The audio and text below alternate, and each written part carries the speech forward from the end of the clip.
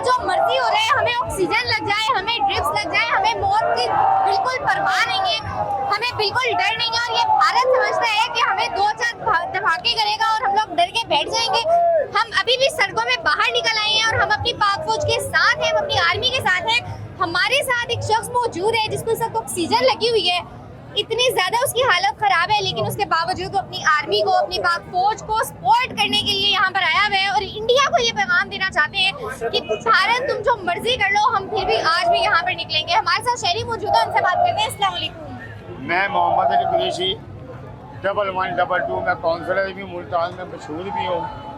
मैं इनको काफिलों को बताना चाहता हूँ कि हमारी पाक फौज कितनी टाइट है, कितनी तेज है। ये 9 मई का जो वाक़या लोगों ने किया वो भी पता है। ये आवाज़ छेड़ करना इसने मोदी ने अच्छा नहीं किया। हम इसको मैडम जीने नहीं देंगे और इंशाअल्लाह ताला इस पाक फौज के साथ हैं हम।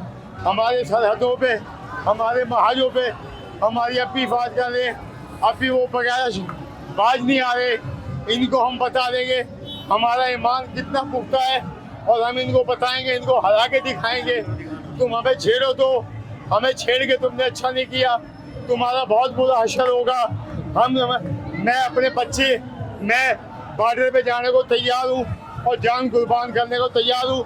अब पाक फौज को, अजमत को सलाम करता हूँ। ये देखिए आप यहाँ पर नाज़रीन, ये सिलेंडर भी मौजूद है ऑक्सीजन का, जिससे वो इस वक्त सांस ले रहे हैं। भाई इस टाइम में तो आपको अस्पताल होना चाहिए था, घर में होना चाहिए था, आप बाहर आ गए। मैं पाक फौज के साथ हूँ, पाक फौज के लिए मर जाऊँगा। वो हमारी इतनी हिफाजत कर रहे हैं तो मैं उनके लिए इतनी कुर्बानी नहीं दे सकता मैडम।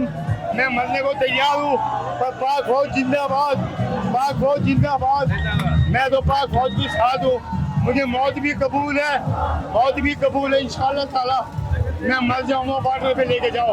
पाक फौज जिंदाबाद। उन लोगों को ये जज्बा दिखाना चाहता हूँ जहाँ ये सिलेंडर लेके और ये इस तरीके से ये आए हुए हैं, ये सरफरोश किस्म के लोग।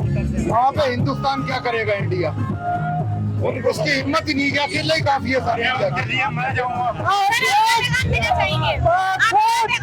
पैगाम यही है कि ये बुज़दिल लोग हैं और इन्होंने पहले भी मुंह की खाई थी और अभी भी इंशाल्लाह मुंह की खाएंगे। इंशाल्लाह जी, बिल्कुल।